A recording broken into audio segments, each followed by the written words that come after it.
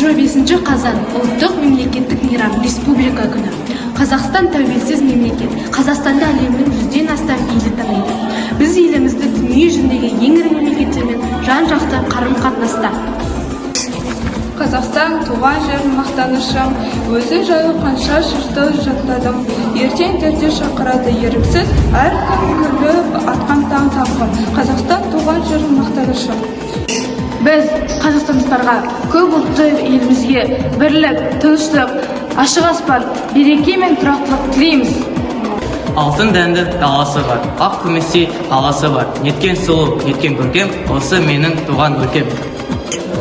Көгінді күн, нұрын төккен, жерінде гүл, жұпар сепкен. Неткен сұлу, неткен көркем, осы менің туған өлкем. Ел еңбегі шалқып басқан, ел еркіндей бақыт тапқан. Неткен сұлу, неткен көркем, осы менің туған өлкем. Республика, ерікті ел Қазақстан. Келді міне көптен күткен жаз алыстан.